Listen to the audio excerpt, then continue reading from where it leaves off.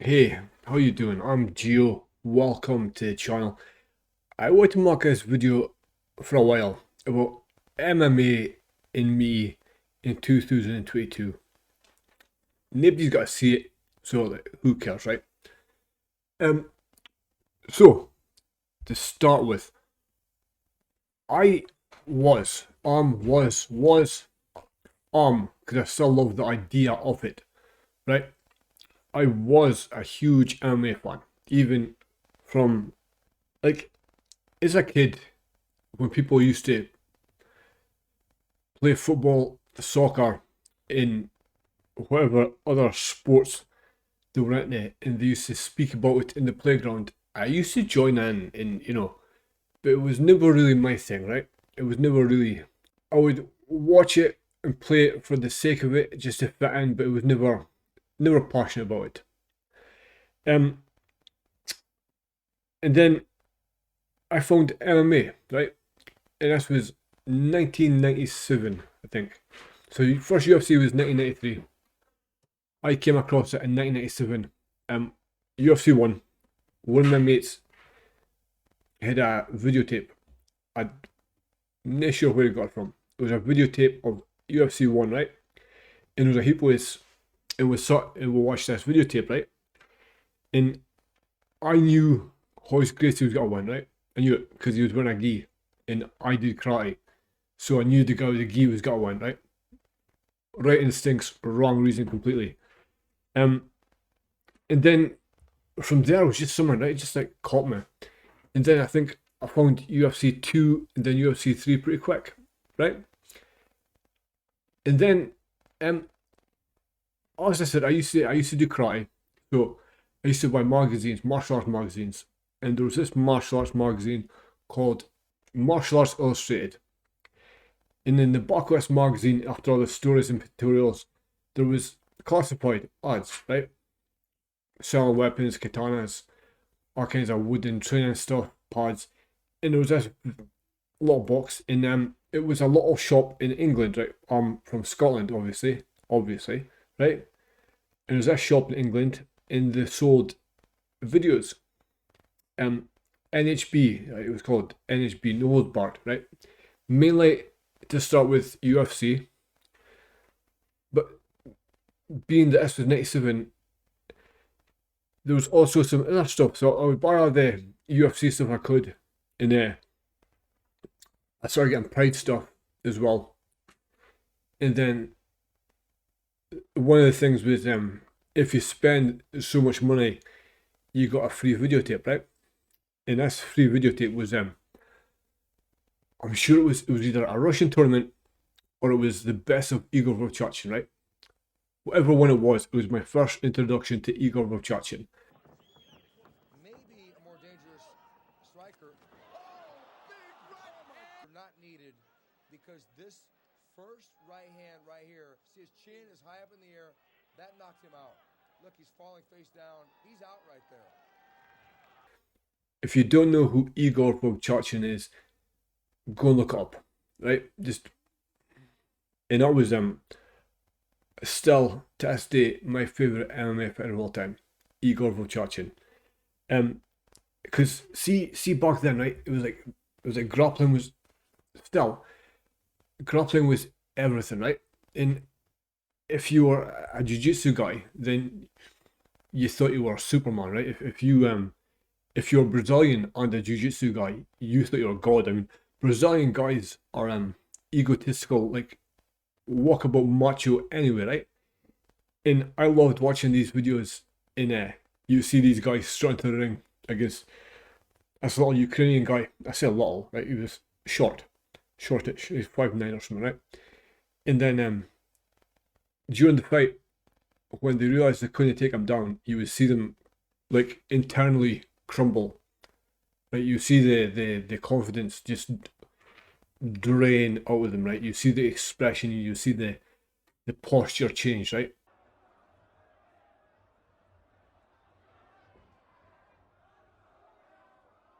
Oh, this is it.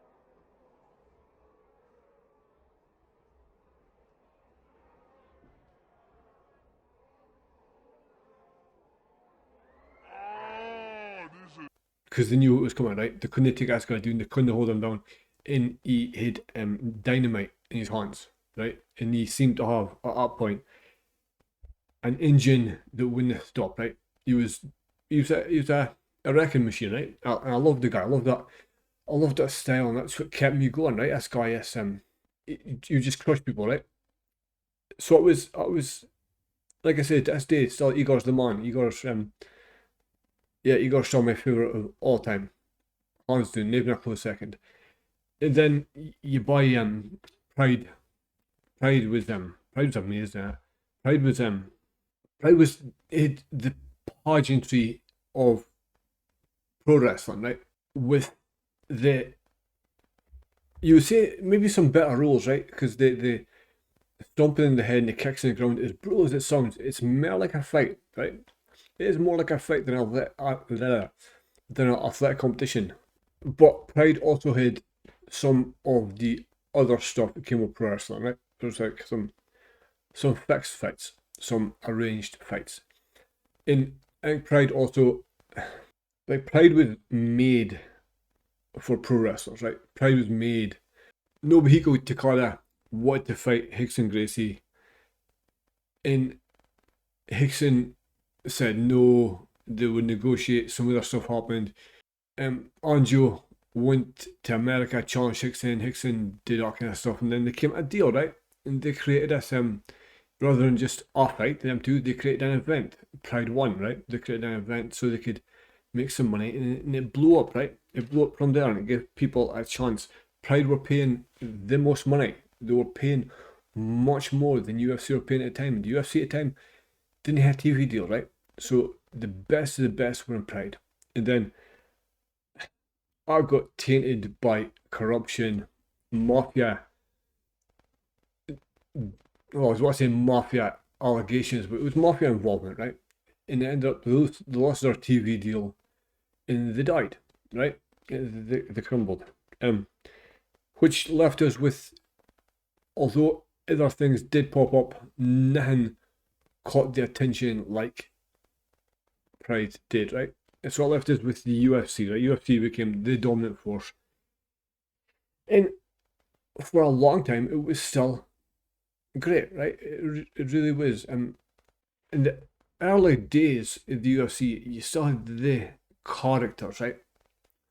You still had the characters. You saw the Tank Abbas, the Don Fries, the all the way up, right? Even the stories, right? You got the stories, the Randy Couture story. You got involved with these people, right?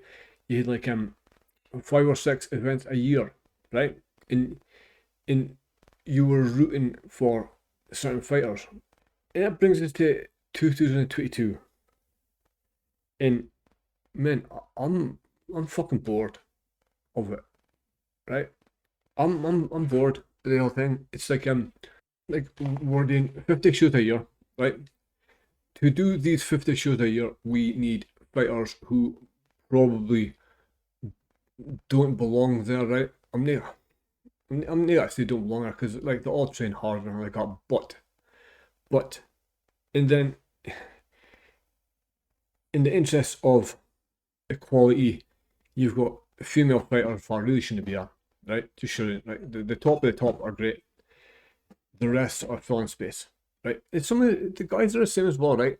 And they are like, but even and the last thing they've sort of did is they've taken away the individuality, right? They've taken away, like, there's no individuals in the UFC anymore, really. And the people who are individuals get the most attention, right? It works for them. You see them. That was the thing when people were going with Conor mocking his money, right? Conor came in and was knocking people dead and going, 50 G's, Dana. Or they'd put a mic in his face and they'd say, who do you want to fight next? And Conor would say, I'll fight any one of these fucking bums. I'll knock him out. I want this guy. I want that guy. I want this guy. And these other guys, you were putting a mic in their face and you said, who do you want to fight next? These other guys, you put a mic in front of their face and you say, who do you want to fight next? And they say, oh, well, gee, I don't know, man. I'm just going to go back and whatever the UFC wants me to do.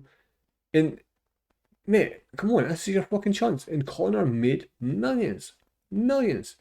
And I was want to say it wasn't because he was not special, because he was, right? But he wasn't that good, right? If if Connor was mute, if he couldn't talk with his tongue cut out, he wouldn't have got to the level he did. He just knew how to play the game, right? So Connor would knock people dead and go, 50 G's, Dana, give me my fucking money. These days, guys get a contentious decision or the great parts of their opponent are going, Dana, 50 G's, Dana, 50 G's, Dana, bonus, Dana. And it's fucking pish, mate. It's fucking boring. Everybody's a copy, right? Even, and I think the last thing they did that killed it, absolutely killed it, was the Reebok deal, right? It was. I don't know if it was for money or if it was for something more sinister. You took guys who were individual and you made them all the same. They're already all the same, right? You've got guys, everybody trains the same, right?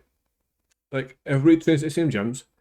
Everybody does jiu-jitsu, in boxing, in wrestling, in kickboxing, in cardio, in this, in that, in this. And they train the fucking same, right? So it's like, you could literally put a mask on some of these guys. A lot of them, you wouldn't tell who it was fighting, right?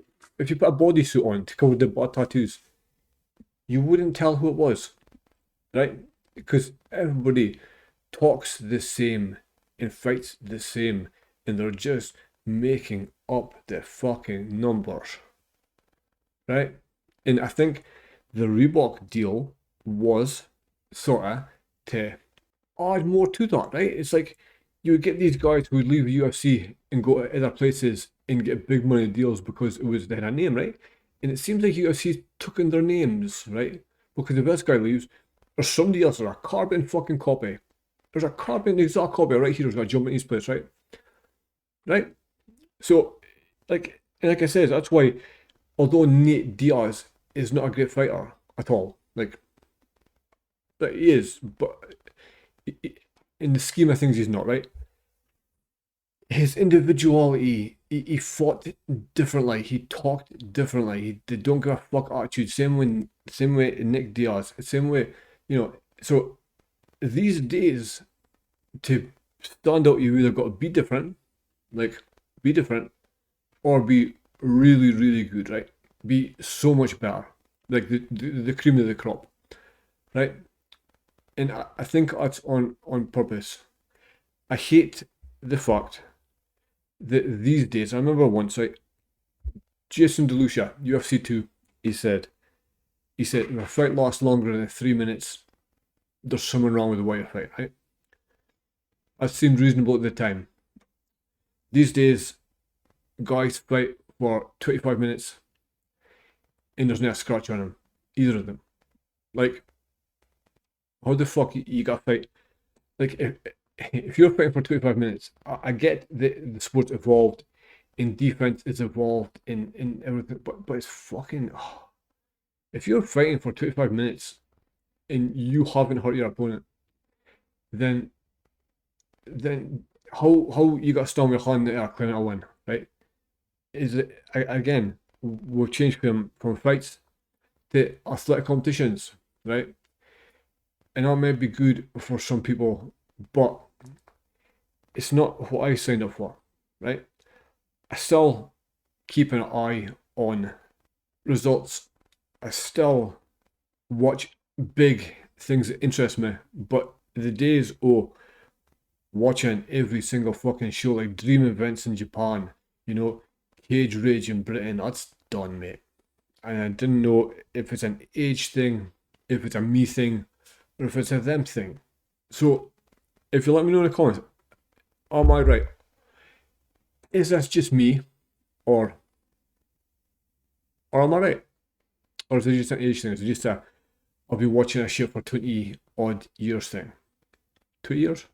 25 years? Is it just that? Is it just I've been watching it too long?